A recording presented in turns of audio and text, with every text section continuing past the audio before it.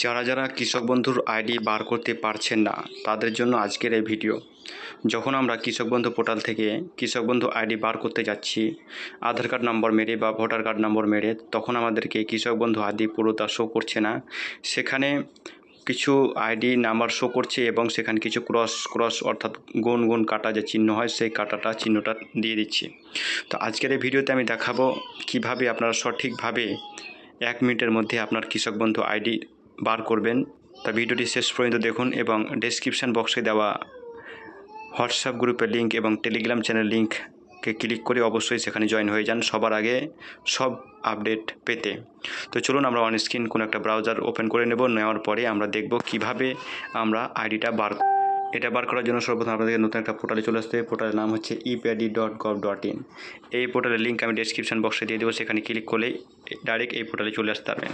তো এটা আসার পরে একটু নিচের দিকে আমরা স্ক্রল করে আসবো। আসার পরে আমরা এখানে দেখতে পারবো যে ফার্মার রেজিস্ট্রেশন। ওকে, এখানে বাম দিকে দেবো ফার্মার রেজিস্ট্রেশন।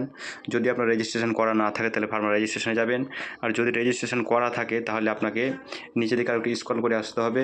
এখানে দেখতে পাচ্ছেন ফার্মার প্রোফাইল। ওকে, এই যে ফার্মার প্রোফাইল আপনারা দেখলেন, এই ফার্মার প্রোফাইলে ক্লিক করবেন।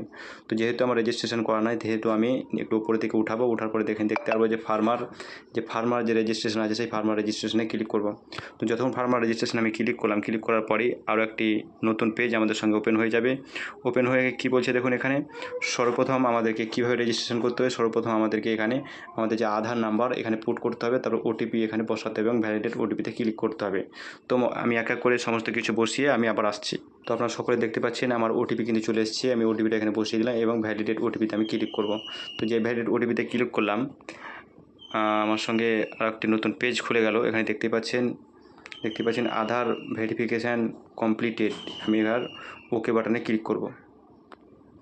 ওকে বাটনে ক্লিক করলাম। এখানে কি বলছে যে আর ইউ রেজিস্টার্ড ইন কৃষক বন্ধু। আপনি কি কৃষক বন্ধুতে রেজিস্টার আছেন? যদি থাকেন অবশ্যই ইয়েস করবেন।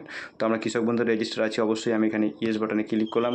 ক্লিক করার পরেই এখানে আমাকে একটা অপশান দেবে, দেখুন সার্চ বাই, কী হিসাবে আপনি সার্চ করবেন। ওকে, এবং সার্চ করার অপশান যখন আমি সিলেক্ট করব তখন একটা নতুন একটা অপশান দেখতে পারেন। এখানে দেখুন লেখা হয়েছে আধার নাম্বার। তো আধার নাম্বার যে আমি সিলেক্ট করলাম, সিলেক্ট করার পরে দেখতে পাচ্ছেন আমার আধার নাম্বারটা এখানে শো করছে এবং এইখানে আমাদের কী করতে ভ্যালিডেট কেবি অর্থাৎ কৃষক বন্ধু আমার যে আইডি রয়েছে সেটা ভেরিফিকেশান করতে বলছে।